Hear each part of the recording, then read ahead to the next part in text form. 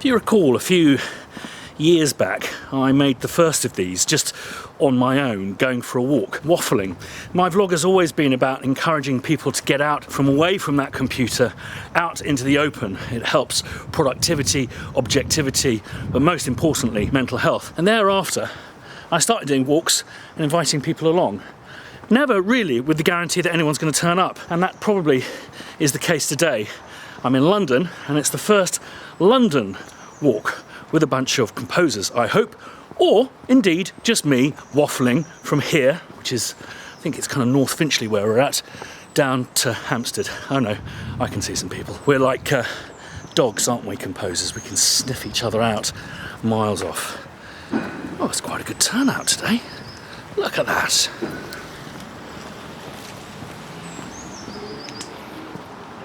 Good morning. How are we doing? How you doing, James? You all right? Excellent. I'm so glad I didn't say meet next to the children's playground. It seems kind of inappropriate, doesn't it? Hiya, how you doing? You all right? Got some Edinburgh posse. Hey, Josh, how you doing? Excellent. So I don't know where we're going. So we do have a guide. Oh, there you are. Hello. This is Toby, who's going to be our guide for the day. And we've got, maybe if we could hands up some Spitfires. Got Toby, Josh, got Kellen, who's just moved from Colorado to Edinburgh to help me out. Sally over there, Lee, James, and a few Edinburgh people as well, which is great. Fantastic. So, are we following you? Yeah, I guess so. It's going to be through a few puddles possibly, so I hope you've got the right footwear for it. Also, we'll be in lanyards if we're Spitfire people, so this way. Excellent. Out the woods. How you doing? Yeah, I'm Christian. How you doing, man? James, You all nice right, to meet James? you. How's it going? Yeah, not bad. What have you been up to? Me? I've been doing lots of random stuff. That's what we like. And anything to try and make some cash. But yeah, it's just been bits and bobs of audiobook editing and composing for libraries. And Oh, great. doing like sound. What libraries? Well, it's a guy I met when I was in Wiltshire. It's Chapel of Rock. And he was writing for about 25 years, did his own publishing, and has just managed to go worldwide in about a year. Wow! Which is insane. So I fortunately sort of pestered him enough to kind of be like, you know. Pestering is good. Yeah. I don't know if Homai is joining us today, but do you know that we've got a lady composer called Homai? Yeah, I've seen her. Yeah, she literally knocked on the front door. Oh, really? Yeah, and Oliver, who is one of our composers, he just came up to me at a seminar and said, "Christian, you look tired. Do you need help?" And I'm like, "Yes." So I think that's the right thing to do for when you're first starting out, is to take everything that comes your way until you find your kind of groove. I think the mistake I've made is quite a famous actress. I think the mistake I made was continuing to say yes to everything after I'd done some pretty cool stuff. Okay, yeah. A particular low point being Richard Hammond's Blast Lab. After doing a Holocaust film. Yeah. That's the journey to take. Yeah, that's the journey to take. No, I was maintained because Hans Zimmer wrote the theme tune for a terrible quiz show called Going for Gold. Yeah.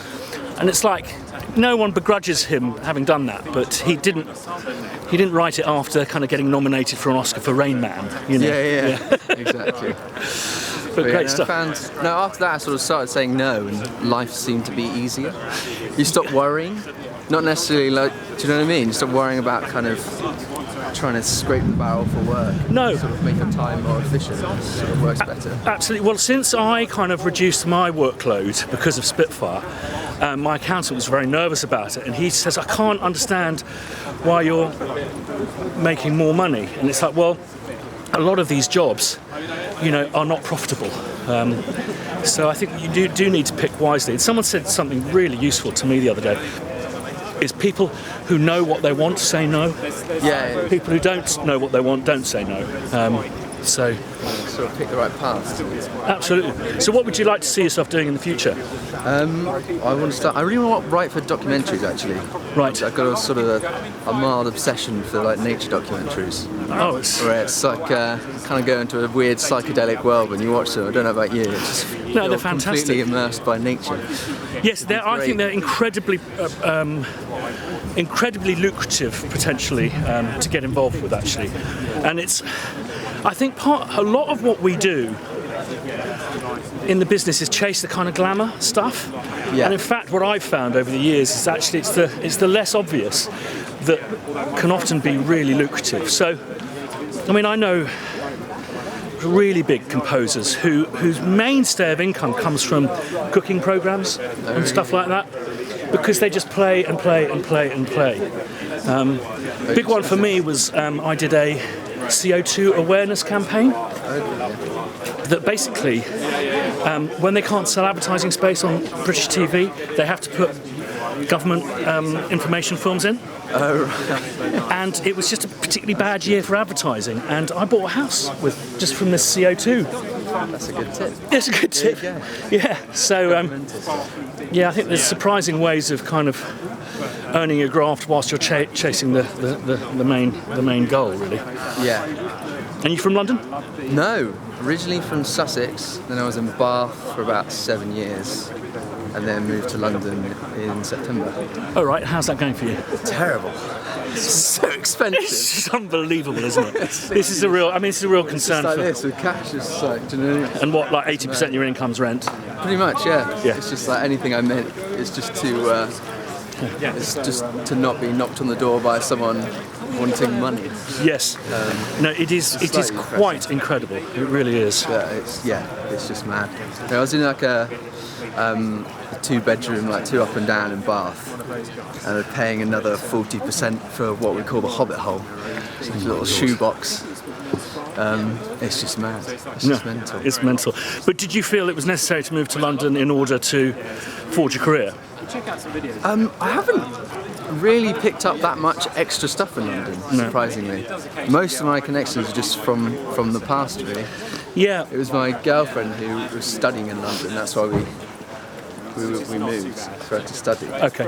That was the reason. But I think I have mixed feelings about it. I think that provided you keep an eye on London events, kind of like these events, BFI, stuff like that, BAFTA as well, that if you're within commutable distance, coming in and being seen at those events, I think, are very important. Yeah. But really, because of the structure of post-production these days, directors rarely have time to come to visit you in person. So, I mean, I can't remember the last time a director came to my studio.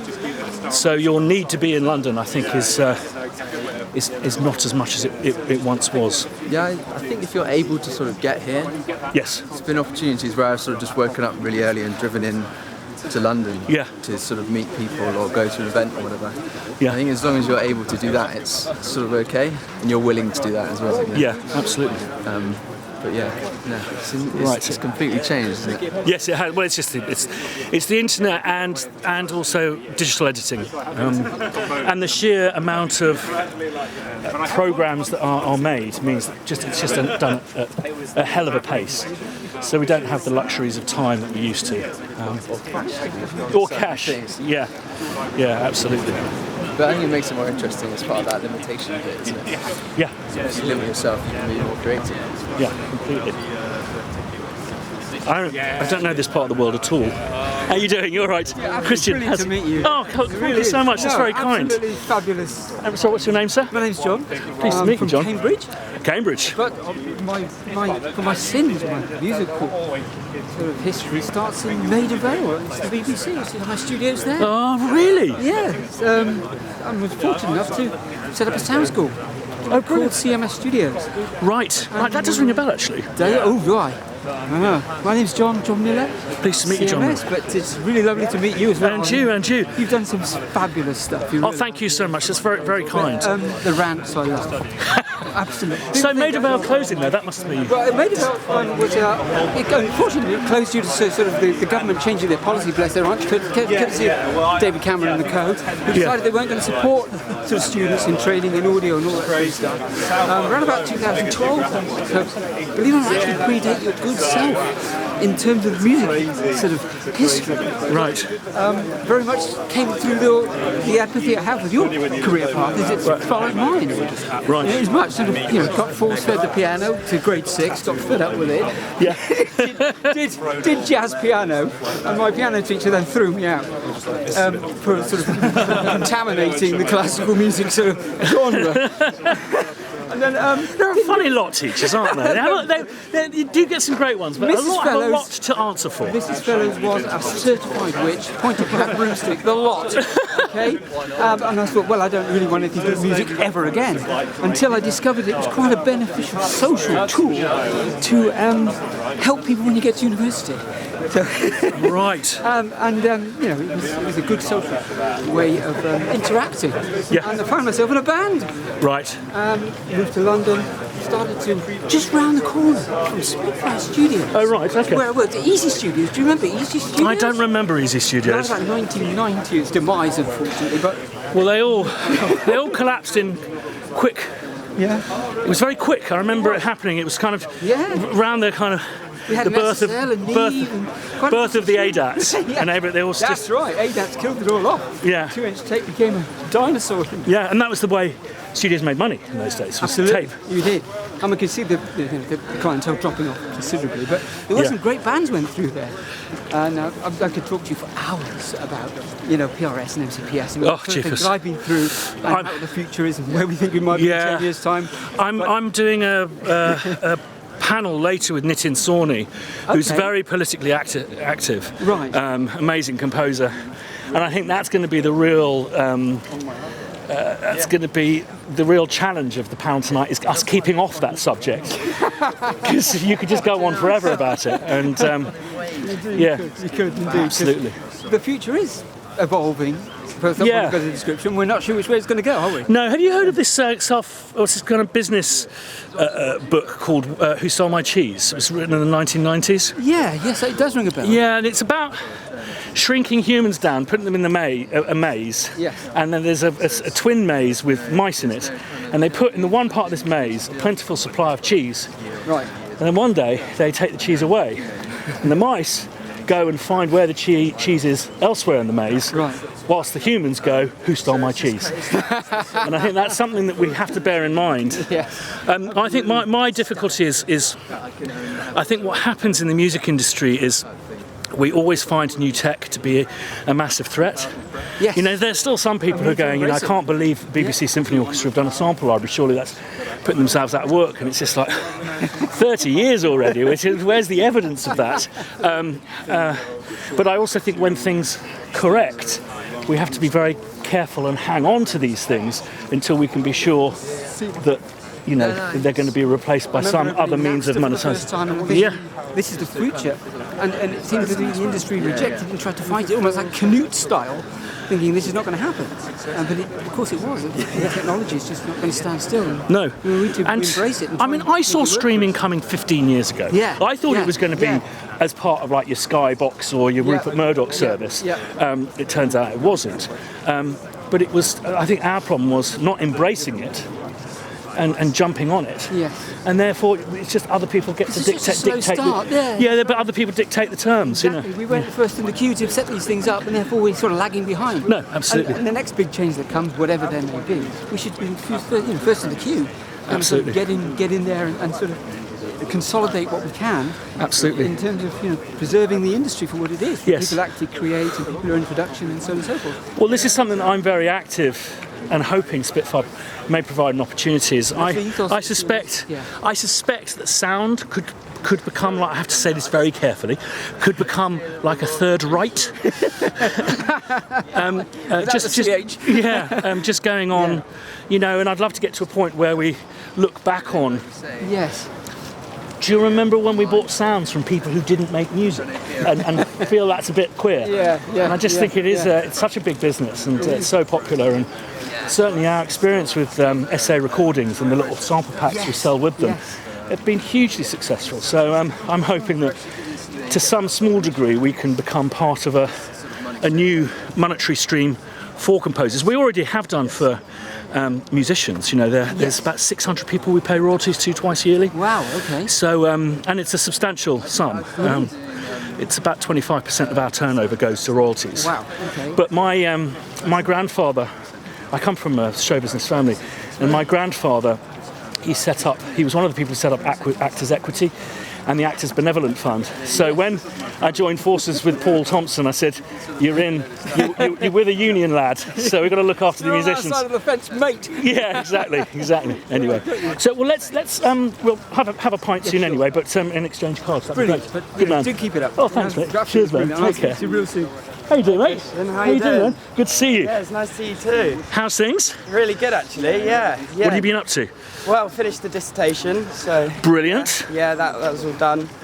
Yeah, thank you very much. Did it go down well? Yeah, got a B. So Well done. Yeah, they liked it a lot. I think I should have talked more about AI and the future of AI. Oh God, must we? I know it's inevitable. It's quite fun. I've just been talking to John about how we don't embrace new technologies. We're always really suspicious of it, and as a consequence, always seem to lose out. Yeah. And there's me going, I don't want to talk about AI. No, I know. It's an interesting thing. I think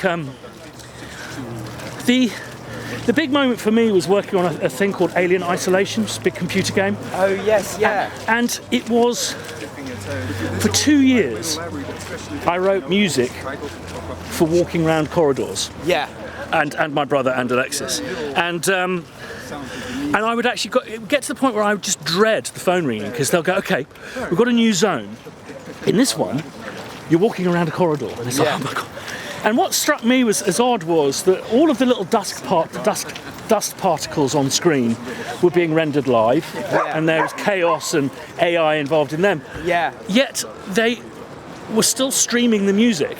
Yeah. If you know what I mean. Yeah, I know. Yeah. And there were points to, like, for example, when I think the planet's called LV-246 or something like that, LV-247.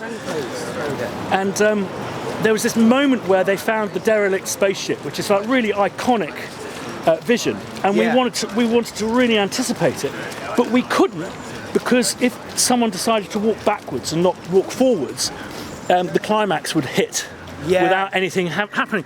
And it just struck me as totally idiotic that it was as restricted as that. So for me, I do feel where AI will probably begin will be in generative. It will have to be, because at the moment it's really not, is it? No, and they've got enormous teams, which is great for composers. Yeah. But you're talking about writing 7-8 hours of music sometimes for these things, and it's just incredibly cumbersome. So for me, it's like, also what was really funny about that game is if you died more than twice in a zone, they'd just switch the music off. Really? Because why was that? Because it would get annoying, and we know as composers, you just go, can't you just transpose it up a third? Yeah. But obviously, because it's streaming, it can't. It's fixed. So I do think it is interesting. Yeah, it is. It's a really interesting topic, and the game industry hasn't really kind of taken its full advantage of it yet, has it? Really? No, but I do think that's where it's going to come from. 100%. Yeah. Yeah. Did you just compose the music, or did you have to use Wise or anything like that? No. I would say if someone's wanting to break into computer games, it would be good to learn WWise. Yeah. But because I think that what there is a marketplace for is composers basically kind of managing the whole of the sound aspect, with possible exception to the dialogue. So I think there's a lot of, can you do the music and the sound design? Yes. So I think it would be a string to your bow. Yeah. And from what I've heard, Wise has developed a sampler within it which has the kind of power of something like Contact. So it's that does spell a degree of potential for generative stuff in the future. So I think if you're familiar with Wise, I think that is going to stand to be a benefit in the future if it's not as immediately obvious. Yeah. So it'd be worth looking at it. Yeah, I've explored into a bit of it. It's quite complicated though. The problem with it, I imagine, is it probably doesn't relate to anything that we work on, like a DAW. For me, people go, have you managed to learn how to edit these videos? It's like, well, editing videos, it's just editing. It's editing audio, because that's what you're doing. You're editing the dialogue. Yeah. And it's very similar kind of thing, but I guess it's much more non-linear Wise. Yeah. lovely walk this. I know, it's really amazing. Never been around here. It's absolutely stunning. Yeah. And quite a turnout. I know, it's amazing.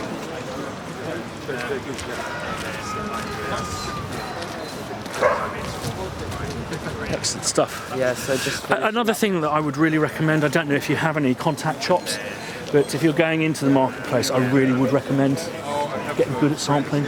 Yeah, okay. If you're thinking of assisting composers, I think that I come from a generation of people who assisted composers, and basically for me it was people who needed beats and didn't really know how to use DAWs properly, and also using Pro Tools. Okay. But now this generation, as in my generation of composers, we all know Pro Tools and DAWs and beats and stuff like that. But I think what a lot of composers would be looking for is the ability to create bespoke project-based sample libraries, because I think that we've all really worked out that you'll never have writer's block if you have new sounds. That's so true. And people want that unique. You know, you only need to listen to the work that Hilda did on Chernobyl, which was, I believe, she actually sampled nuclear reactors and stuff, or something like. And it just gives it its unique sonic imprint, really. So I think that would be incredibly. The problem when you get older is you don't like learning new stuff. So I think that would be incredibly beneficial if you were to look into getting assisting jobs.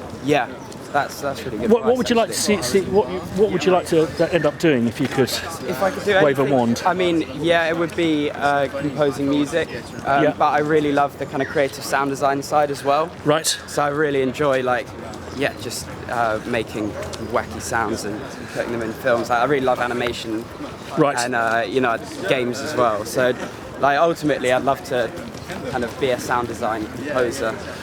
Area, but it's a lot of work to get to there. Well, I think also the sound design thing is not as fashionable as composing. It's not. So it can be a route. I mean, I spoke to someone who does on-set kind of dialogue recording. He goes, he just can't. He can't stop for work because no one's going into that field because it's less. So there are these areas of the industry which are less attractive. Worth plundering. Well, I really love sound design. I've got really into it because I mean, you can be very musical with it as well, especially with some experimental sounds and something like you can. Well, there are blurred lines as well, definitely. I mean, there's the question of where do they cross the musician and the composer? Because sometimes the score is so sound designy. You wonder who's actually done it, the composer or the sound designer. I'm also seeing that this kind of explosion in the number of platforms, the amount of content that is required, is far from abating. I mean, the thing no one talks about is it's not just the number of channels and platforms, it's the way in which we consume these days. So for me, there's this time where we never used to consume content like films and TV, and that is commuting to work and commuting back. So we've actually found lunch hours, all of this kind of stuff. We've found a huge swathe, maybe as much as 2 to 3 hours a day, where people need to consume content. So I think the assumption we can draw from that is that the explosion of channels is going to continue for the time being, and I think that if you can offer a one-stop service, I think that's a really strong position to be in. You kind of encompass everything. Absolutely. There's even podcasts as well. I know someone who's making a really good living out of setting up podcasts for people. Oh, really? Yeah, absolutely. And and editing them for them and all of that kind of stuff. But the other thing is you look at something like, do you know First We Feast Hot Ones? Oh, yes. That's scored to picture, and is it? Yeah, I mean really well as well. I mean it really, because I think probably season 3 or 4 they went, we can't, for some of these people, we can't really describe how hot these things are. And obviously music can. So I think that you'll see these massive YouTube channels which have greater production values being more reliant on us, hopefully, but probably wanting a one-stop shop. So I do think it's a good approach, I really do. God, I can see why properties are so expensive around here. I know, it's a beautiful part of the world. As I say, I've never been here. I'm usually in South. Stay in South London. Hey, Lee, you all right? Yeah, I thought it would be a city walk a little bit, right? Sorry? I thought, looking at the map, it would be a city walk, but it's... No, I'm glad it isn't. It's a beautiful part of the world. Yeah. Where are you from? Amsterdam. Amsterdam. I thought I recognised that accent. Yeah, we met 1.5 years yes. ago at Buma Music in Motion. Oh, yes. I gave you that library, Piano Attack. Oh, yes, right. I Still remember that. unwrapped, I guess. No. Well, obviously, I've been fiddling around with a lot of pianos of late. Yeah, me too. Yeah. So how's life? Good, yeah. I was here for friends, and then I got this notice that you had the walk, and I thought, let's go there. Lucky me. Always good. Get a free pint down, yeah? Absolutely. I'm not wearing the appropriate footwear at all. In fact, I'm not wearing appropriate clothing whatsoever. So how is the business in the Netherlands? I think it's the same as over here. I mean, competition is tough. Royalties are tough. The changing fields of copyright and everything. So yeah, it's difficult. Yeah. And when you get a bit older, there's all these younger generations coming up. So yeah, you have to reinvent yourself also all the time. Yeah. I think we need to hang on to these things for as long as we can, whilst also not allowing. I mean, I just think since we were printing music, the music industry has always been really suspicious of new tech, and as a consequence, is always left last in the queue for the cash. So, I mean, I saw streaming. I'm repeating myself, but I saw streaming coming about 15, 20 years ago. And I can't believe that we've had to kind of retrospectively negotiate those terms. But and AI is the big new thing, big new thing, and I'm incredibly dismissive of it. And then I'm thinking, but am I? Well, I heard some incredible things there, Chrissy. Yes. What really surprised me. So I thought, if that is the state of this, what it is now, if they can humanize it. Well, of course, did you say it? Hip hop or something would never be invented by AI, or? Yeah. Well, I mean, I think. True. Yes. True. I mean, I but think they don't have to be on the front end all the time. They can do a lot of. Behind the front line and do a lot of music there. I guess that the opportunity for composers is to be a part of the design of whatever algorithm it is you're creating. Exactly. And do you think it's an exciting, a positive thing? I'm going to go here. Yeah. Because I've always been admiring technique. Started with Studio Vision when you could record just one track audio. So I liked it, and I invested into a modular the last couple of years. So it's great to start. I'm going to go around here. It gives you new ideas. Yes, I'm coming around this tree. You're taking the clever road, right? Well, sure, someone's going to go down on their arse. Go, Lee. Okay. So, is it something you're getting involved with, or the AI? No, not really. No, but I keep a close eye on watch on it. Because I'm interested in what it can do. Maybe it can even do parts of what I'm not good at, right? Yeah. Why not?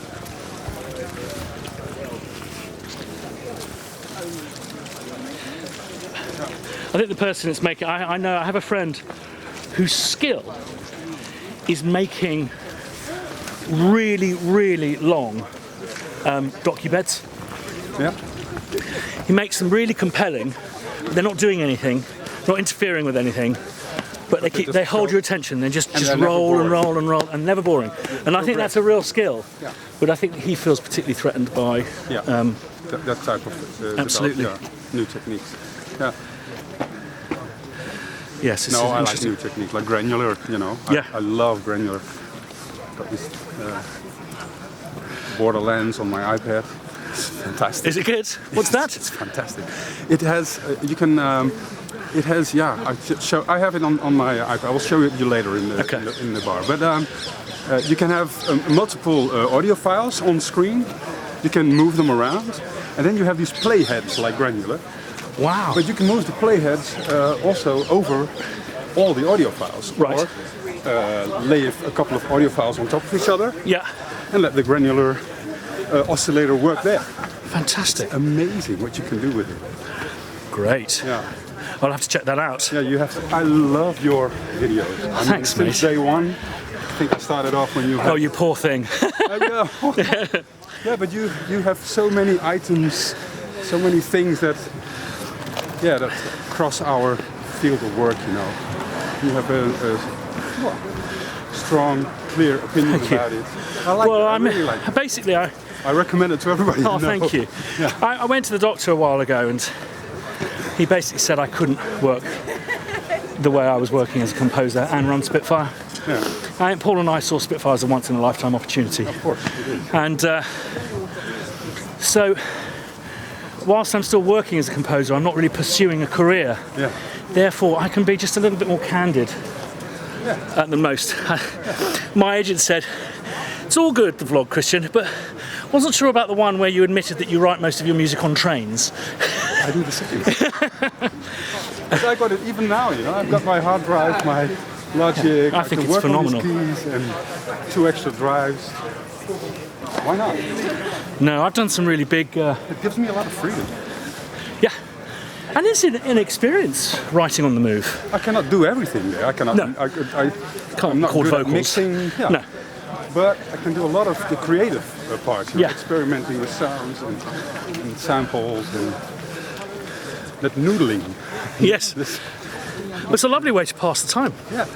It's great. Yeah. So what keyboard do you use on your portable? Or do I you have this M32, but mine only does Velocity 128, even in the non-fixed velocity. Really? So I sent it over. I sent it back just the other day.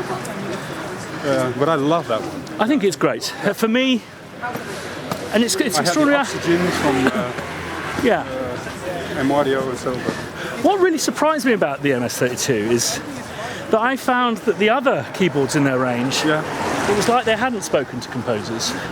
No, I don't know if you've noticed that the the horizontal thing that sits under the faders, you just keep on touching it by mistake with your wrist. But this thing, it's like, pitch change. Wow, you can reprogram these and the full-size sustain pedal input. Yeah. It's great. But do you use complete a lot with it? I find it tiresome. I just browse through the libraries. It goes a lot quicker.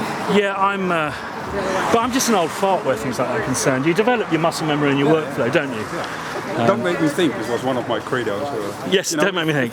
So all the key commands in Logic and Pro Tools and Ableton, try to keep them as much the same as you can, because when you're working, you do copy, paste, absolutely, and length and whatever. My big issue is developing muscle memory for a piece of hardware that isn't universal, and I have difficulty with that. What's quite funny is I'm originally a Cubase user, and I switched to Logic because of the EXS24, and I was kind of mid-project, which I wouldn't recommend.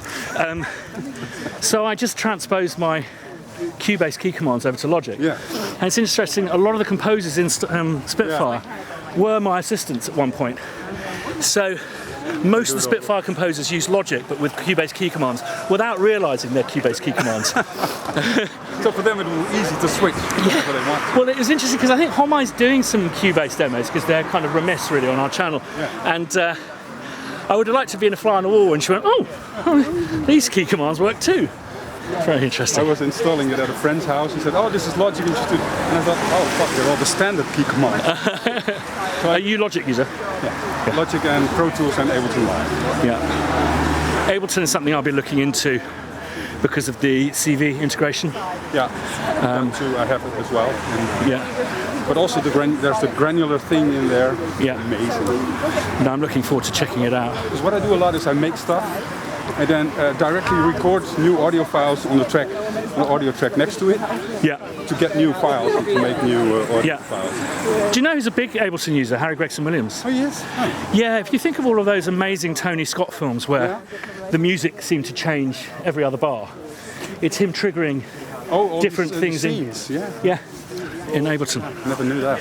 Now, I'm wanting to go and do a film with him to see how he integrates the two, because it's very interesting. But I'm very excited about. I've got this Expert Sleepers ES9. Yeah. And it makes the integration between Eurorack and your computer just seamless. So I'm really looking forward to. I tend to be a bit grumpy about learning new things, but I think Ableton strikes me as being quite intuitive. I've got the ES8, so Oh, great. quite familiar with it. Yeah. Yeah. But I've got them all running together. So Pro Tools and Logic and Ableton and aux channels in each other. So I can very easily. Is that via IAC? Yeah. Yeah. Someone set that up for me, and I don't know how to set it up. I just because I use Pro Tools and Logic. Yeah. This is the wonderful Highgate, close to Highgate Cemetery, where Karl Marx is buried. Really? Yes. I wondered if you were going to take us to see Karl Marx's tomb. Yeah, raging closet lefty I am. How you doing? Very well. I'm Christian. Pleased to meet you. Andrew Ward. Andrew, Piano book. how you doing? I thought I'd wear my piano book hat. Oh, fantastic, mate! It's a real pleasure to meet you. Yeah, you too. And thanks for all your commitment. It's No, thank you for the whole concept and idea and everything. I'm Certainly so captured my imagination. proud of it. Yeah. Yeah, it's really, really exciting, and some of these YouTube videos that are being made, just like Dan Keane. I was going to say, Dan, I haven't spoken to him yet, but he's here. Yeah. Somewhere back there. I'm pretty sure that. In fact, he was with Stephen. We've got crisis, walk crisis. We were going on the heat.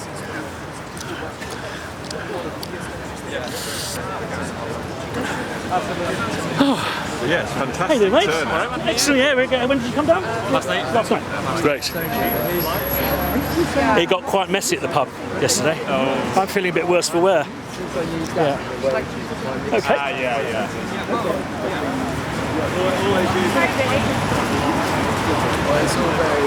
Tell us we need a community.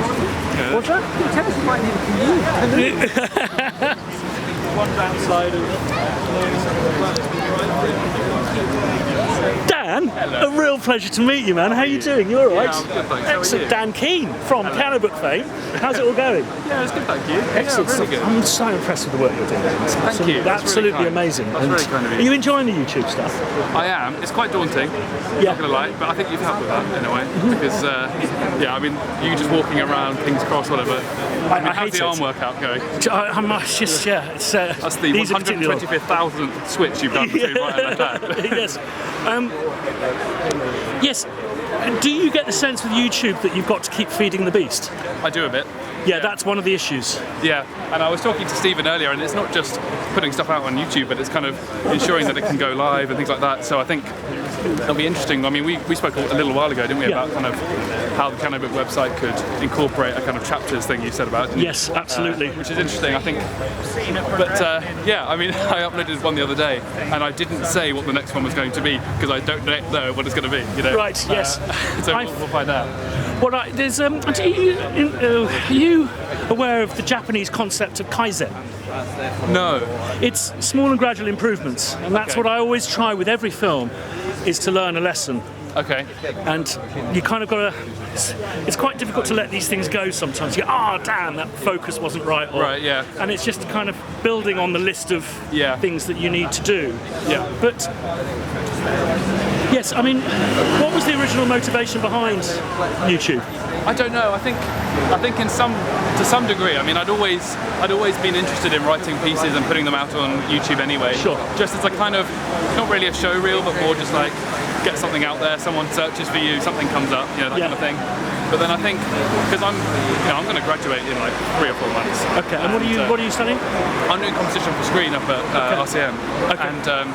And so, a lot of what we talk about on the course is just finding that uniqueness or whatever, and I kind of highlighted that in one of the videos. And I think more than anything, finding things that could be useful to composers for potential assistant work, stuff like that. Yes, absolutely. I've spoken to quite a few composers for whom their assistants work mainly as a kind of a technical sort of, did you create sound that sounds like this, or what is that kind of thing? And I think you're absolutely spot on. I was just speaking to someone about this very thing. I'm of the generation of composers' assistants who helped composers use DAWs and Pro Tools. Yeah. Because it was only, I mean, the first score I saw being recorded at Air Studios was Bridget Jones, Patrick Doyle, which isn't that long ago. Yeah. And that was being recorded to digital tape.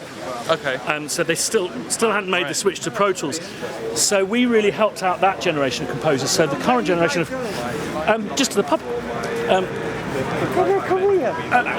Probably we're very boring nerds. So probably not very interesting conversation.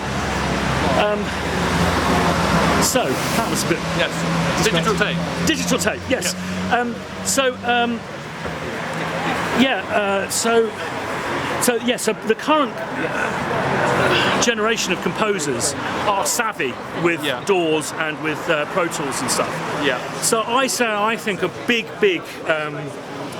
thing is understanding contact.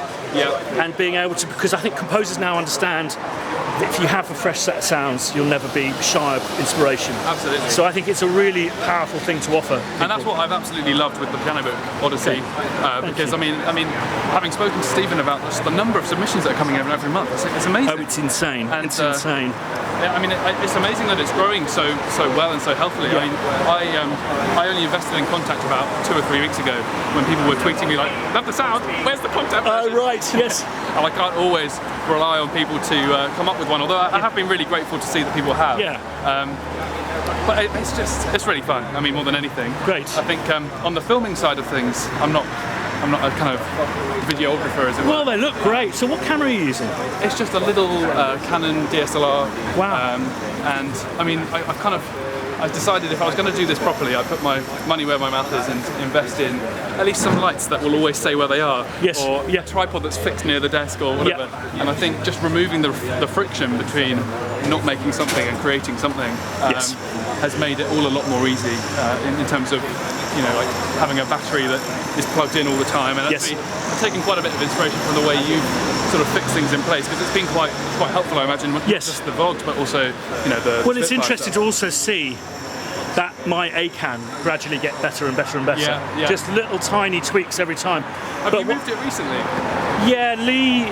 Who is Lee? Lee's our photographer came up and had a go. Still not quite sure about my LUT at the moment, my light up table, but look up tables. Yeah, the thing I find is absolutely that, just take away any of the friction. What it has done is cost me a fortune in cameras. Right. So I have this Roma, I have a spare Roma, and then I have 2 fixed cams in my studio and a roaming studio cam. Right, okay. So it's quite a lot of money in GH5Ss. And how many have you been through so far? Have you lost any? This is my 3rd roaming camera, so I've only lost one. Only one. I mean, in the sense of actually losing, it just basically one died. Yeah. I mean, you can see this. Yeah, but I mean, that's amazing. I mean, what are you on now? Like 300 videos? Oh yes, yeah, 300. That's amazing.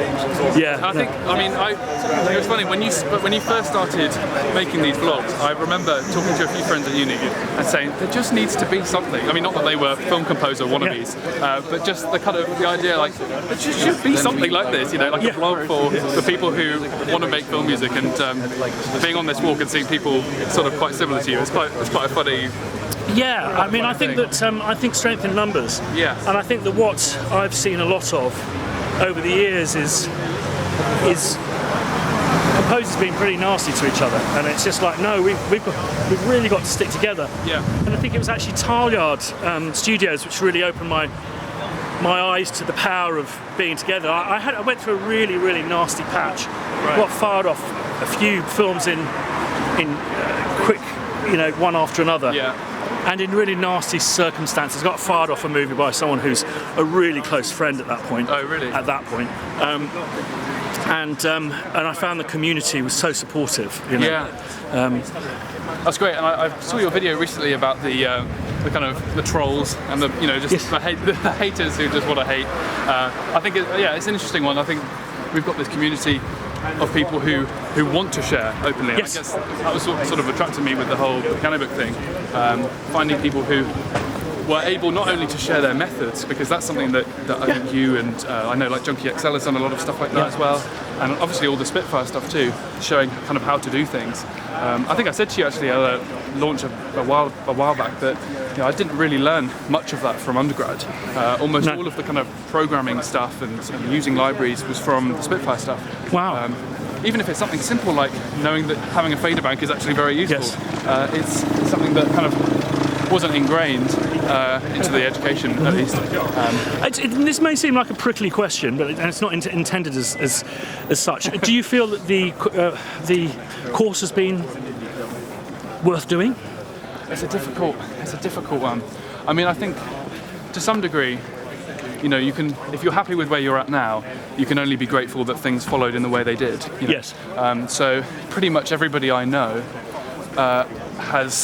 I've been introduced to because of being on courses. Mm-hmm. I don't think you should necessarily have to pay your way to get there. You know, I mean, there's every chance that I could have sent an email to you or another, you know, established TV film composer and said, hey, could I come along to a session at some point or something absolutely. like that, and had that experience of sitting in front of a 60-piece orchestra without having to pay for the college degree, as it were. But I mean, one of my lecturers from undergrad did exactly the same postgraduate course that I'm doing now, and it was kind of like a don't bother doing that, just, you know, fly off to LA or something. And maybe that was because they didn't achieve, you know, what they wanted to achieve, maybe, I don't know. But I think, you know, no one is ever going to ask me, so that postgraduate degree, where's that from, by the way? Or can I see that certificate, you know? Yes, no, that I can safely concur, even though I didn't go to college, no one's ever asked me for my GCSE certificates. And if anything, if you can create a really good show reel, or, you know, you've managed to meet various directors and things, then that's great. I think because there are so many of us now, it's difficult to find differentiators. Things, and I guess that's the whole issue with the education inflation type thing of, well, you need a degree now. Oh, now you need a PhD. You know, things like that. It just keeps going and going and going. But in terms, do you feel that meeting people has been good? You've got a kind of good crowd of people. It's been nice. Actually, that is something I have to be grateful to, the kind of connections that RCM has actually with, like, that we've got about 5 film schools or 5 universities that have film courses. And so, you know, going to places like LFS and Central St Martin's and South Bank University, places like that, has been really good for just kind of going through the general practice of meeting a director who might not know anything about music, listening to them talk about their film, and then thinking, what do I do with that? You know? And trying to come up with something that suits their sort of ideals. I mean, you can do as much practice in a home studio as possible, but ultimately, until you've met that person and you know, got that kind of it's a different way of talking, isn't it, when you talk to directors about things. In a certain way. That's something that I think is remiss from the Spitfire output. And I'm approaching quite a big director about talking about their side of how they view the importance of music and the relationship with composers. But also, I'd love to get out of directors their difficulties, because it's so clear a difficult part of the process, where it's a fine line between direction and prescription. And whenever they prescribe, with very few exceptions, it's always a disastrous, to the detriment of the score, in my humble opinion. I had a producer who just was obsessed with reverb, and she'd get us to roll it off everything. It's just too much reverb. So we designed the score so they wouldn't play very loudly, so they wouldn't get kind of ambience. We recorded it in Abbey Road 2, and we actually close-mic'd every single violin because of her obsession with reverb. And then we're in the dub, and she all but hit her head on the mixing console with frustration, going, Christian, I can just still hear loads of reverb. And I'm like, I'm so sorry. We've literally, this is like, this is a score that sounds like it's made of talc. It is arid. There's not a drop of reverb in there. Everything's close-mic'd. I just can't hear what you're hearing. And I said, can we just go through the stems and see if there's an offending area of the orchestration that is creating this kind of ambience that you don't like? And we went through the strings, said, no, that's fine. And then we hit the stem. And she went, that's it, it's that. I went, oh, you mean tremolando guitar? And the whole process had been governed by the use of the wrong word. So I think that's just something that could be very interesting to discuss with directors and producers. I would think. I mean, that's a very interesting thing, because I think often when composers get together, they talk about music and, you know, about the plights of and the struggles, I guess, of of making it or finding a niche to pursue. And I think we often end up following the trends, while also trying to find our own place. And I still don't know what the answer to that would be really, in finding your uniqueness apart from just having a unique set of sounds. Yes, like we've said. That's interesting that you say that. I mean, I've heard about various directors who have listened to the MIDI sound of a string section and it hasn't been very good because it's just been kind of played in quickly. Yes. And then they become so attached to that it comes to the actual recording and suddenly it's like, oh, what's happened to the strings or what's happened to the piano or something? I preferred what I had before. Yes, absolutely. Well, I think that MIDI is something to be wary of, and I think that a lot of the real kind of original people I've been talking to and working with and collaborating with, they seem to be much more audio led. It seems to be much more about kind of keeping it out of the box a bit. And I think that's something that I'm trying to do with my album. It just wouldn't. I think I'm there. I think I'm ready to start. I think I've got the personnel of who I'd like to involve and collaborate with, and the way that I'm going to do it is by The way I'm going to do it is by doing it the way I do my TV music, which is the romance, I think, in sampling for me is just introducing musicians to different parts of the process, in different parts of the timeline. It used to be so linear, it was the last thing that went on. But I like the idea of taking the work of musicians at the very beginning and then incorporating that into my process and then introducing them back at the end. So that's the kind of idea. Well, things like your amplified guitar, cello quartet. Yes. That was an interesting one that, I mean, recording a sample library specifically with that in mind, I think is really interesting. And do you find yourself using that on other things as well, or is it mainly for that project? Yeah, the reason often I'll put them out as labs and stuff is so I stop using them. Okay. But it's quite funny how many of the most successful labs instrument we've ever made is Frozen Strings, and the success of that led to Tundra. So it's really deeply influential, and that was a sample library I'd made for a TV series that the producer rejected all of those sounds because he felt it sounded too Scandi. Okay. And in fact, we've got a labs coming out very soon, which was a concept I had for this thing, Tutankhamun, this film score I did. Yeah. And the producers loved the idea of these kind of trumpets doing a very special thing. Some kids, massive YouTube fans. Definitely not on my channel though. Yeah, it was just very interesting because I presented them a suite of music using this concept, these trumpets. Yeah. And they just went, we love the suite, but just that sound, never ever use that on our score. Oh, right, okay. So these things, they have a life beyond what they're kind of originally intended for. Yeah. So that's good. Interesting. And when you come to make those labs libraries, do you have a kind of a particular method for doing it? I mean, do you have a set number of like round robins or dynamics? No, we just try and keep them nice and lean, not too. How are we doing? How's everything? Yes, good. Danger? No. No, I'm surprised no one didn't end up on their bum. No, yeah, that's good. Hey Stephen, how you doing, man? You're right. Good to see you, man. You're all right. How's it going? Yeah, really Excellent. How you doing, mate? You're all right. It's good to see you. You're all right. How's it going?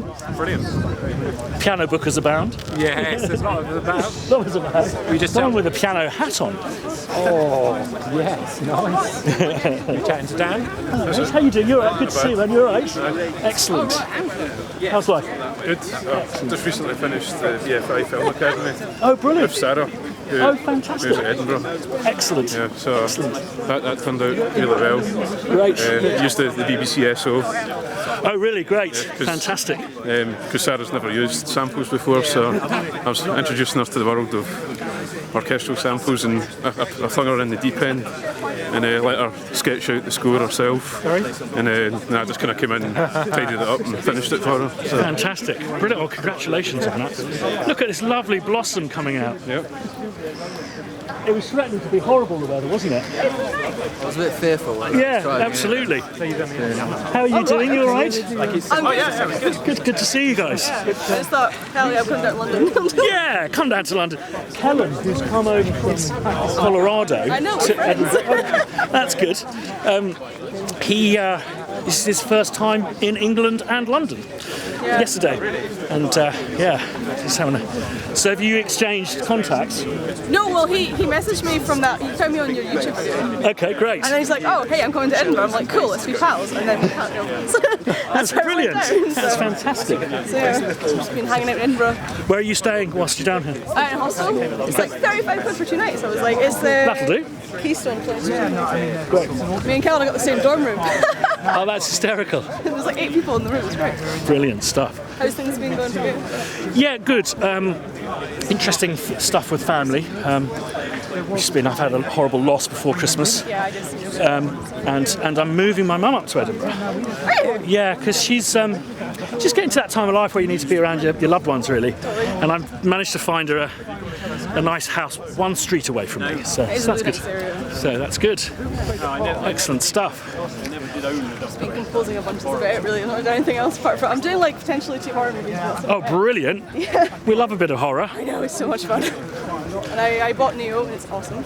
Sorry? I bought Neo, and it's awesome. Oh, great! Thank you. That was really. All the pads, I freaking love them. That was a part that the team really developed, this idea of treating orchestra like a synth, and I think it really works. Yeah. Really works. I'm pleased to hear that.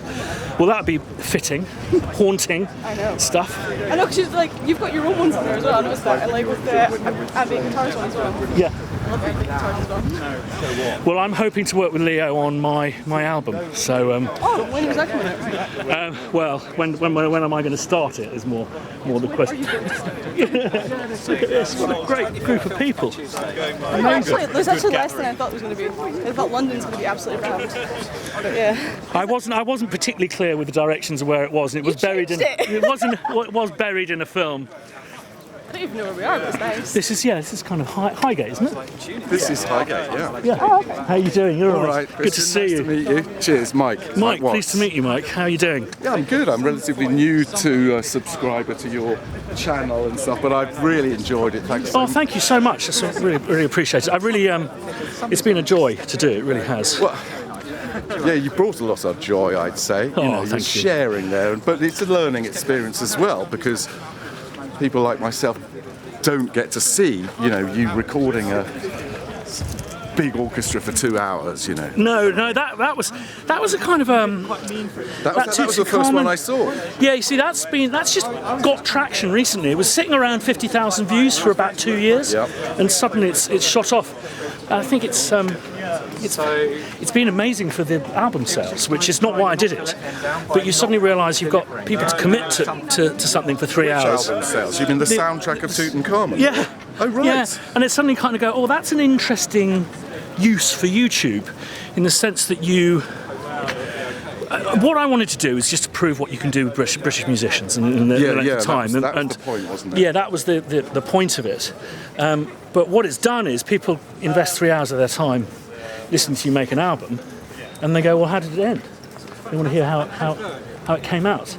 So they just go and buy the album. How much? That was one of 2 sessions, wasn't it, or something? Because it was one of. Well, that was for 2 blocks. No, sorry, is that correct? No, it was 2 episodes. That was the first block. Now, isn't it? A couple of years. Yeah, it was 2. It was a 4-part mini-series, and that was for the first 2 episodes. And then I did another 3-hour session for another 2 episodes.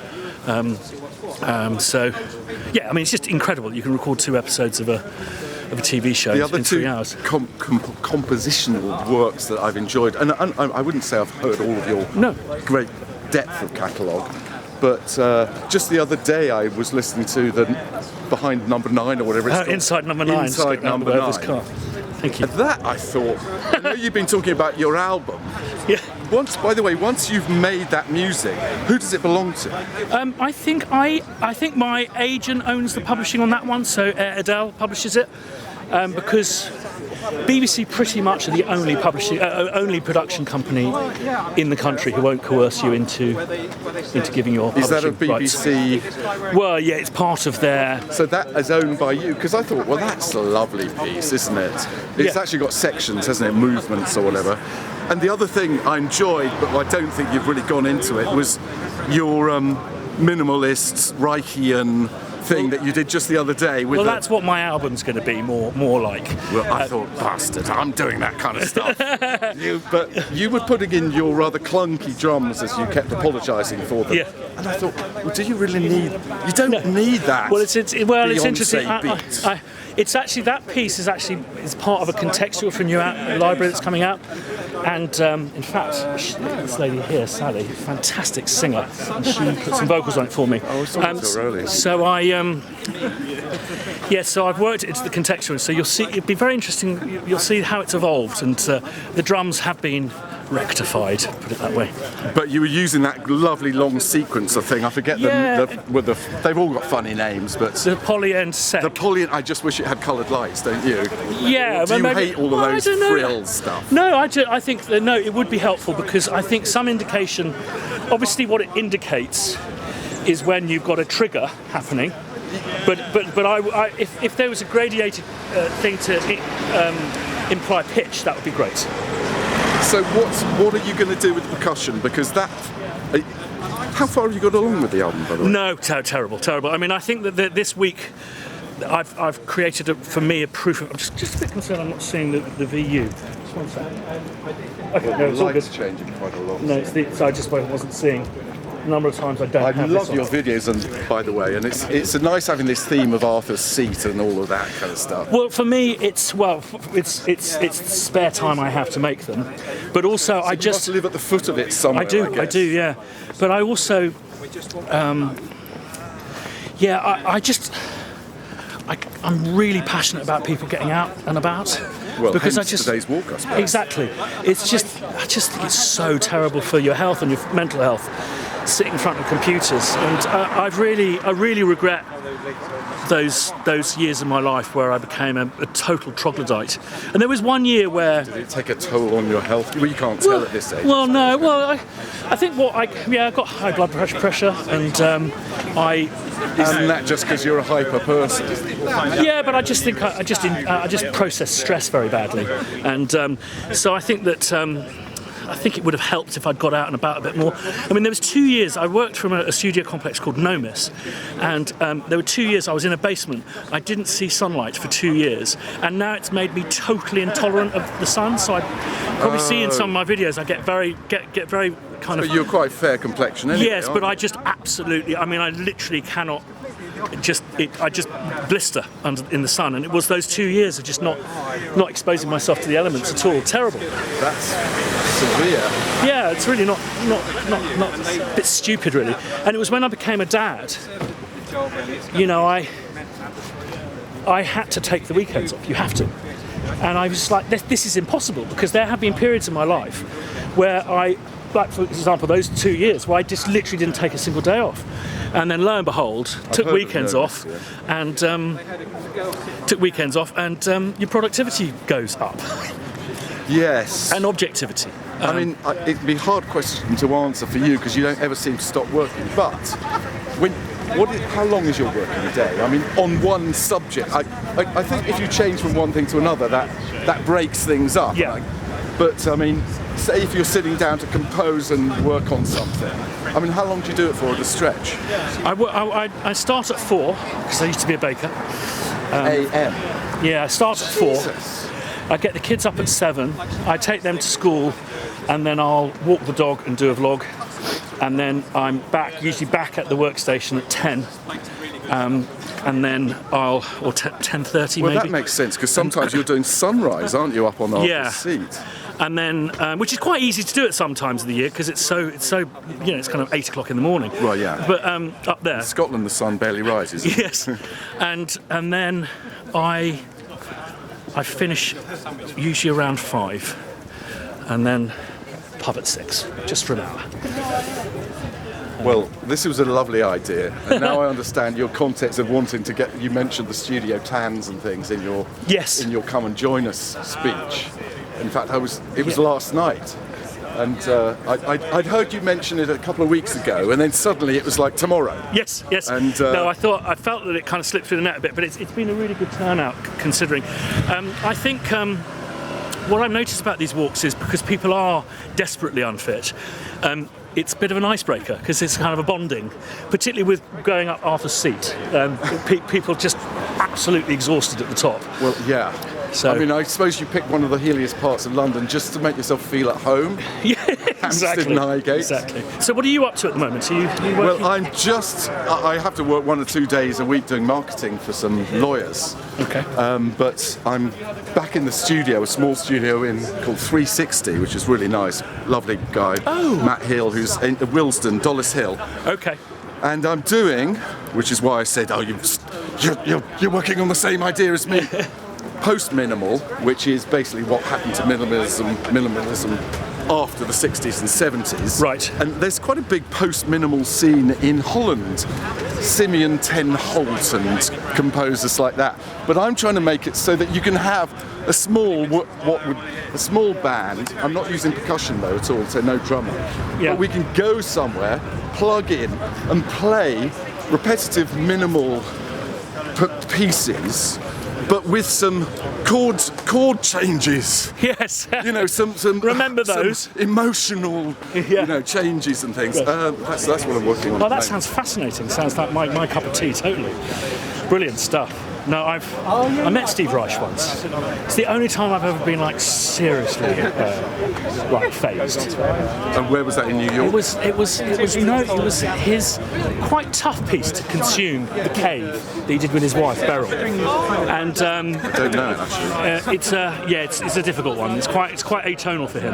And I was introduced to him afterwards, and I couldn't speak. I was just so overwhelmed by it.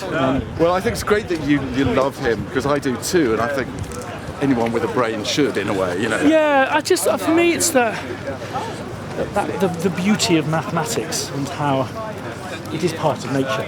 Well, isn't it amazing what happens with piano phase, for example? Yes, it's just two piano. And have you seen the guy who did it on some nice some lovely analog synth? Oh, I've not seen that. I'll have to look out for that. That again, you just sit there, and next thing you know, 10, 12 or 14 minutes has gone by, and you listen to the whole thing. But piano phase, could you invent the phrase? I don't know. I've been thinking. I haven't tried, but could you invent a phrase that repeats, against itself and keeps producing interesting? Yes, I try, but he's a master at it, isn't he? And I just wonder how much thought and how long it takes him to come up with those notes, or does he just? And how does he? Because when he was writing, he didn't have a computer to play it back on instantly, did he? No. There's a very interesting interview with him where he's clearly a procrastinator, massive one. Okay. And he really struggles with it, so that kind of made me feel a lot better. But he feels quite embittered about In C, because the repetitive note was his idea, because he was in Terry Riley's band. Right. And he actually said, Terry, this piece isn't working, what you need is a pulse. Right. And he gets very angry when people go, obviously Terry Riley came up with the pulse and you took that on and developed your style. It was like, no, that was me.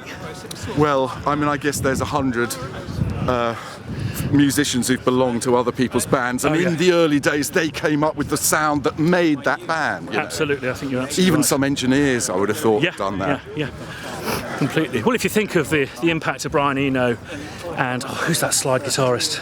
What? One of the Frips or something like that? He co-produced. It'll come to me in a sec. Daniel Lanois. Oh yeah. Their impact on U2, Unforgettable Fire and Joshua Tree.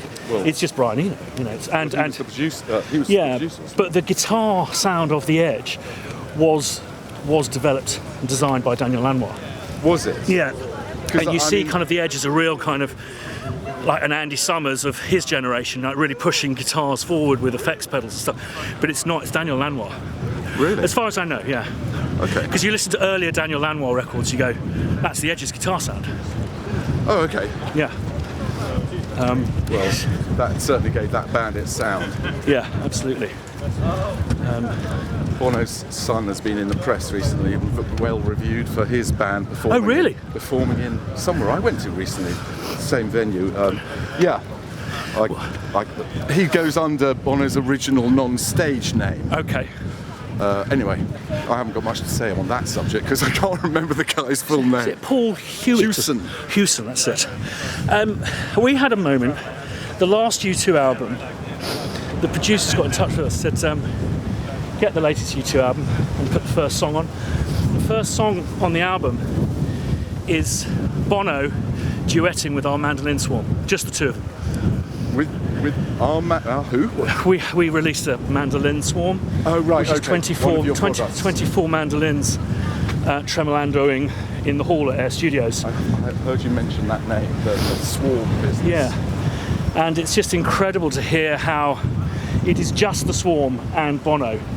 So clearly we've kind of been an inspiration, which is really where I want sampling to go, really. It's not to be It must be functional. so, like you've mentioned it on some of your videos, but it must be so nice to hear your instruments cropping up on, what's the most bizarre place you've heard? Adverts for chocolate or something? No, ISIS videos. ISIS videos? Yeah. That is, I mean... really dark. That would be hard to trump that, really, wouldn't it? Yeah, no, Albion's used on a lot of their kind of recruitment videos. To make it seem like epic and exciting and romantic and Hollywoody. Which is how they sell. And you want to go, oh, I didn't mean for it to be used on that. So that's pretty horrible. On a nicer note, Beyonce made a record recently. You didn't compose an album especially for ISIS too? No, I didn't know. Funnily enough, not. But Beyonce recently did a track that was entirely labs, which is great. That's a sort of a mix pad, a mix of different percussions and all like different instruments. There's a piano on that literally hundreds of thousands of people have downloaded. I mean, we've had 2.2 million downloads of labs in total, so it's everywhere.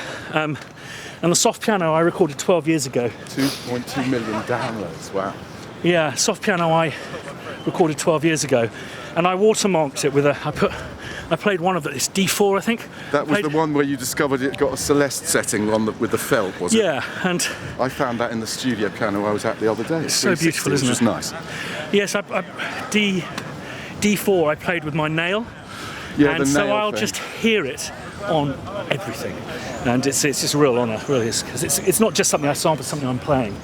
So well, the thing you've been kind of majoring on recently is this. Make the samples imperfect, if you like, or highly varied, and the nail thing comes into that, I suppose. Yes, it is. I mean, I've been doing some extreme variation recently with some sample experiments I've been doing, where it's like really like almost belligerently different from one note to another, and I'm just staggered at how realistic it is. And that's what led. Piano? No, it was a cello actually, and yeah, it's what started the whole adventure really, was listening to the way sample libraries have been made and just going, why are people recording them differently to how people record music? And how if you make every note perfect, it will definitely not sound like a performance, because performances, depending on the speed you're playing and the register you're playing in, the accuracy varies. The one thing I do really appreciate the way you, unlike any other gear porn videos, you go into the performance side of it, and the way, you know, you were talking the other day about having the string quartet over the top of the sample strings. Yes. And then you go into and listen to these sample strings, they're very loose, and then, then we'll float in the quartet over the top.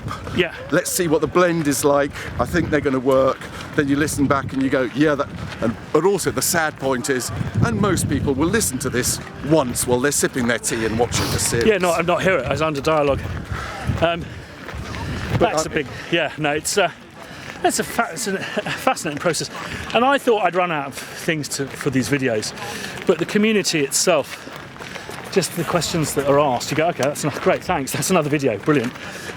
Quick question. Yeah. You mentioned demos. Sending your demos in to the piano book. Yeah. Yes. The starters get a view. What kind of? Are you talking about pieces? Yeah.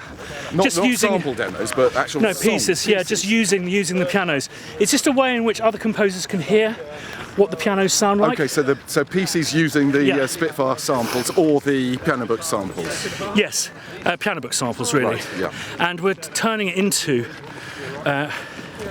obviously it's an opt-in, opt-out thing, a music library with a major music library company. So I think that's, for me, if Spitfire can help musicians earn a bit of money, I think that would be, and we are for the people we collaborate with, like Olaf Arnolds and Hans Zimmer, you know, their sample packs are earning their money. Look at this view. Yeah. Insane. I'll let you mix with Thank you. It's lovely talking to you. About that as well. Oh, look at that. Look at all of that pollution. Insane, isn't it? Where's Kelly?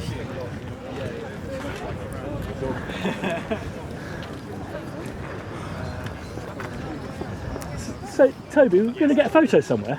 We've got a proper photographer here today, Lee. Lee, who does all of the Spitfire photos. We're doing it the other way around. It's okay. Everyone go so we need that way, looking that way. Camera. Do we? Yeah. That's what Lee's saying.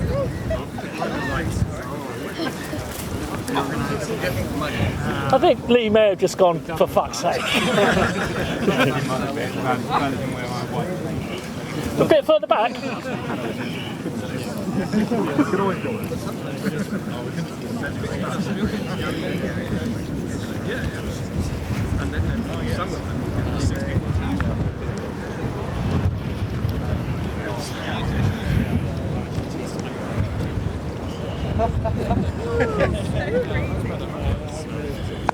And we need to one as well. That's the super white boy. Super white boy? Huh? No, it's perfect. Yeah? Yeah.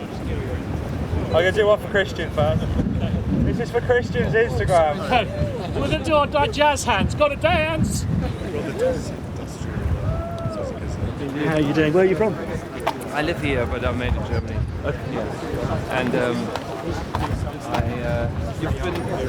I've been playing music and stuff for most of my life, but only started composing like a year ago. Okay. So especially early on, you've been your videos and your philosophical consideration have been a major influence. Like, oh, right. Thank you. Quite encouraging. You know, based on your own journey, the way you got to. Do you mind if I film? Yeah, go for it. And then also when I think you've pointed this out a few times, but when you said that use your weaknesses, use your sort of the narrowness of your skills as an advantage. I can't remember who it said. Someone said style is defined by your limitations. Yes, the limitations. That's yeah, exactly. I remember back at uni, I did sort of a communications degree, and we got a task in the first year to produce a 10-minute film, any topic. Right. And then we had the big presentation, and 50% of the movies ended with somebody being awoken by an alarm, and it was all just a dream. It's all the same. But if they had said like make a movie about a grey brick, it probably would have sparked much more creativity because it was limited, right? So, yeah, absolutely. Yeah, so it's quite encouraging when you're struggling through it to have that in the back of your mind to keep going. So, did you move to England for work? Yeah, 15 years ago. Yeah. 15. So you're safe? Yeah. Well, yeah. For now. It's just fucking ridiculous. Oh yeah, Brexit. Yeah. Oh. I'm a proud Londoner. I don't live in London anymore. Yeah, in Scotland, right? Yeah, and people just go, "Why are you such a proud Londoner?" And I said, because London is the most integrated and diverse city on the planet, and it's a cultural melting pot. It is literally the thing that makes this country great. That and then the NHS and the BBC to boot, and it's just. Yeah. And we saw it coming a mile off as well. It's just ridiculous. It's so upsetting. Yeah. Well, I'm sort of. I don't think about it much anymore. It's sort of. We now got to deal with what happens. My estimation, it probably will be less bad because everybody thinks it's going to be so bad. it's probably going to be less bad or much more catastrophic. So my personal view is I think it's going to be boom time. I think it's going to be money laundering central. It's going to be like Monaco. I think it's going to be a huge boom, but it'll be. Heading to King's Place. See you in a bit. See you in a bit. Do I know where we're going? Yes. But I think that what will happen is that it'll be in a while where we'll realise there are entire communities that have been left to rot. Yeah, it could get more extreme than it is now, right? Yeah, and I think that what will start happening is when people will start having to sell their houses when they get cancer. I think we'll suddenly go, oh, what have we done? That's my view. Somewhat dystopian one. Yes. The BBC's definitely they're getting rid of that. And it's no surprise because they're all in bed with Rupert Murdoch. That's, and, I mean, you're closely tied to the BBC with your work, and well, they genuinely are looking to the Sound Library to form a substantial part of their funding. The Symphony Orchestra. Yeah. I mean, it's doing okay. It's good, but doing really well. But it's they kind of reminded us of that commitment, and so we're really working hard with it. We've got some amazing stuff happening with them. Yeah. I don't know if this is something you can talk about, but where's Spitfire going at the moment? Because you had a few releases, and do you have like a goal, a vision where you're moving towards? Or? Yeah, I mean, I think it's to be the place to come for sounds. Yeah. I think that something that we don't telegraph enough is we're a very ethical company, and so we've decided to keep it private. 25% of our turnover is paid out as royalties.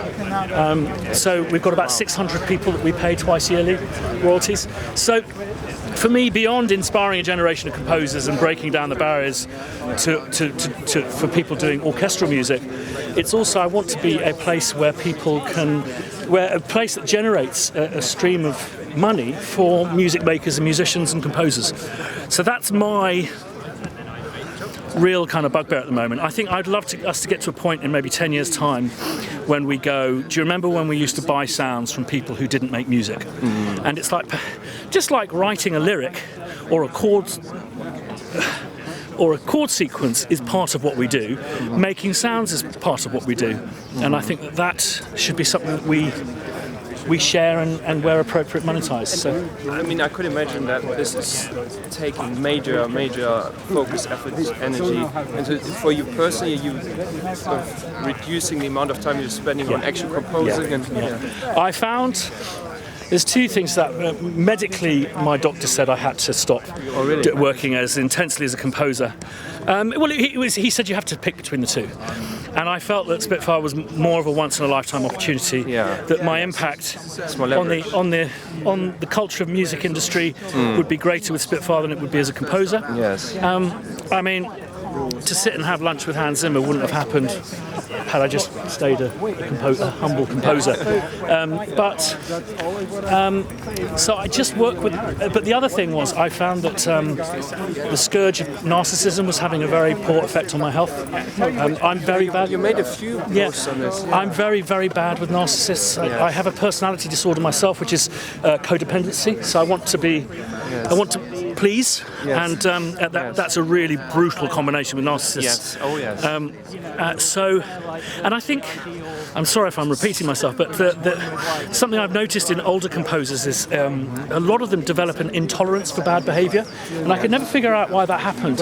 And I've worked out that what it is when you work on something brilliant with someone brilliant and they're not an arsehole, you then go back to working with arseholes and you just want to go, no, this isn't necessary. It's like being in a healthy relationship and then dating someone crazy. Yes, exactly.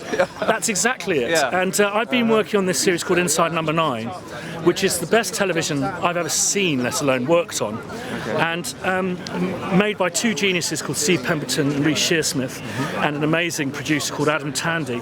And it's been the most respectful, most wonderful process where you feel part of the family. And it's very difficult to go back to arseholes after that. Oh yes. And then creativity works very differently. So other things can emerge. And if you're constantly managing your fear, it stifles creativity.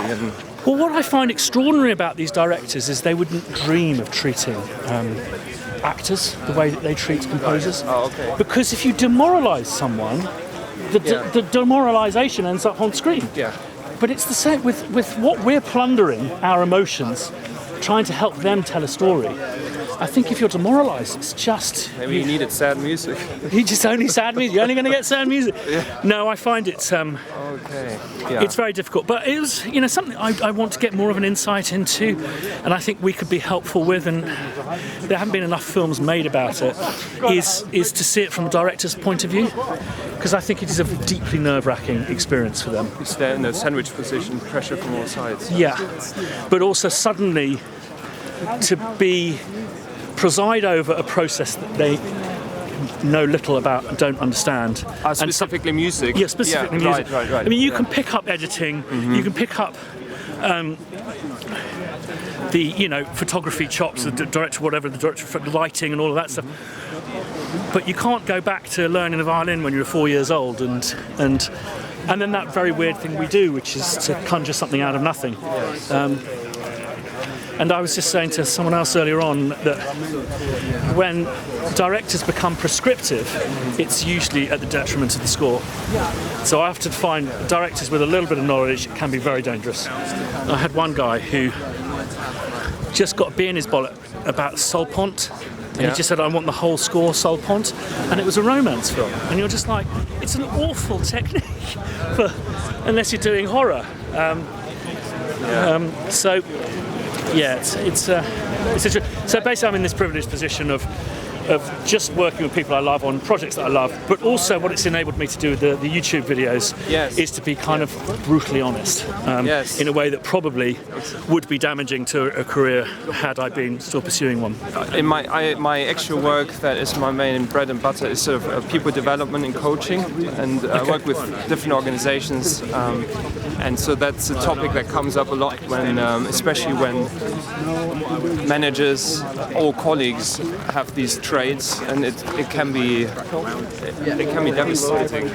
Yes. Well, that's very interesting. I mean, the difficulty is that the absolute number one piece of advice I have for dealing with narcissism is no contact. Yeah. But that when you're stuck in a situation like a workplace with narcissists, it's not. Are you familiar with this? Is it called grey stone? The grey. Yes. Yeah. Grey stone. Yeah. Which is basically when you become as boring as hell. Yes, exactly. Yeah, and also, of course, we all have a little bit of narcissism within us as well, and then that gets activated. And, well, codependency is a form of narcissism, I believe. I've heard.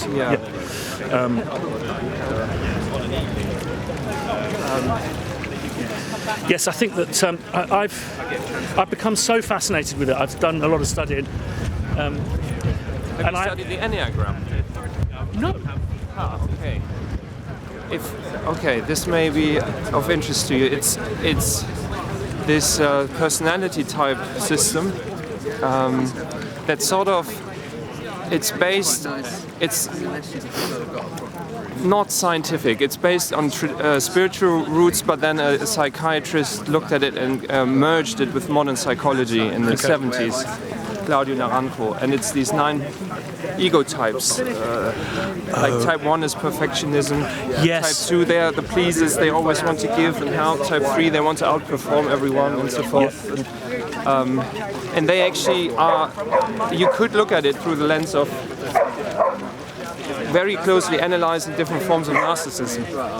Interesting. Yes, it's a fascinating system. Well, I think that what I find fascinating is is it the DCM-5? Yes. Is its description of NPD is a description of Donald Trump. Yes. It is. It's unbelievable. Picture perfect.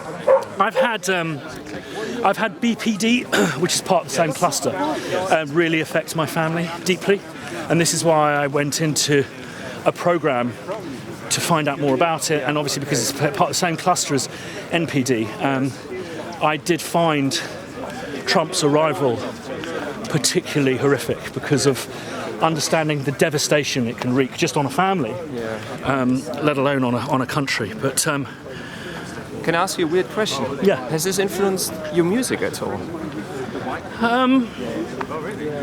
I just simply don't know the answer to that. I'm not entirely sure But I think last year I had a big crisis in my life, and then I started to compose. How interesting. So now, when I look back at the year, I spent about 3,000 hours on this only one piece. It's sort of a perfect reflection of that psychological journey I went through. How interesting. I guess in a way you could say it's unavoidable. Yeah. That whatever is going on in your head sort of comes out in a creative process. But that's why I was wondering, perhaps. I think that it's very much maligned my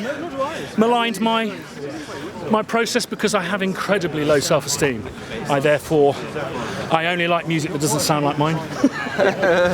And whenever I do music that doesn't sound like mine, people go, it's not very good. So conundrum.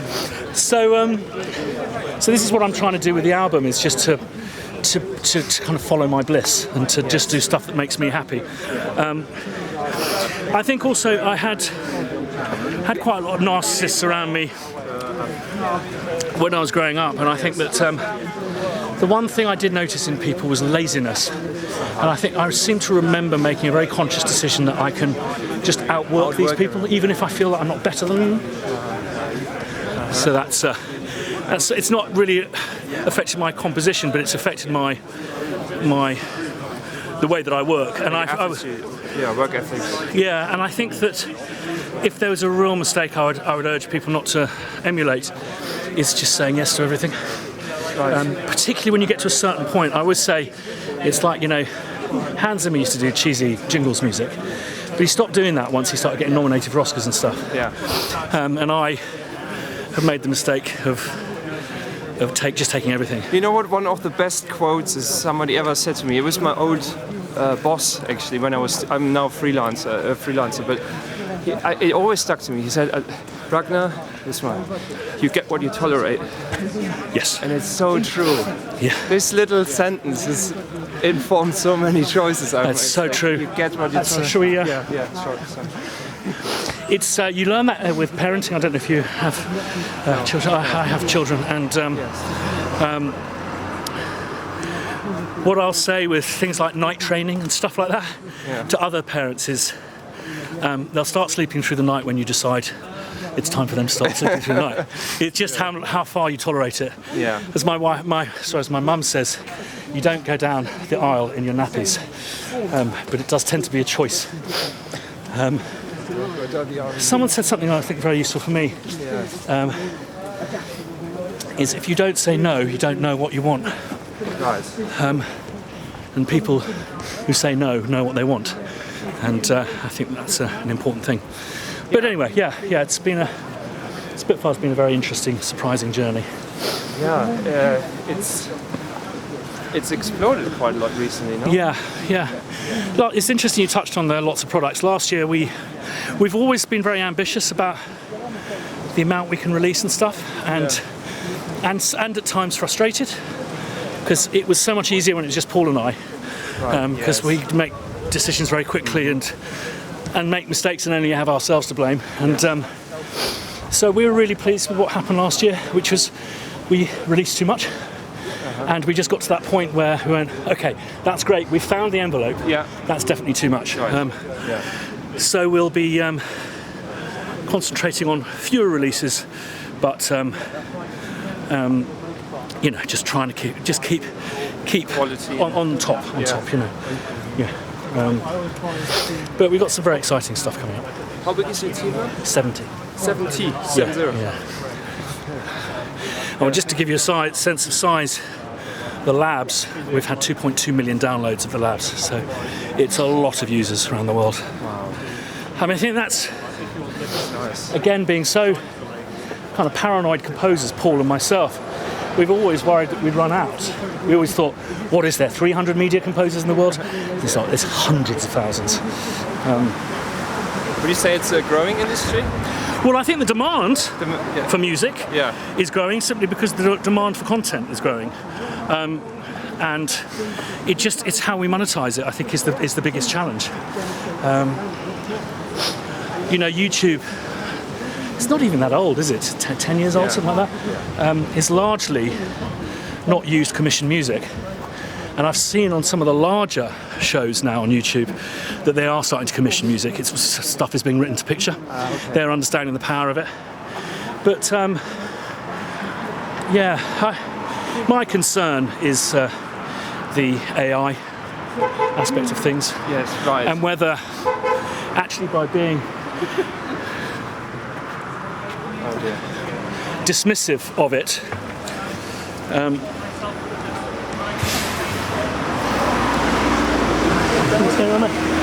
being dismissive of it, we're yet again making the same mistake like we did with the MP3. Yes. Or, you know, as opposed to being a part of that new chapter. Because you don't know, it could be a total black swan event. Yes. And it may even turn out completely different than what we think now, that they take over composing. Maybe they don't take over composing, but they take over something even more important. Yeah.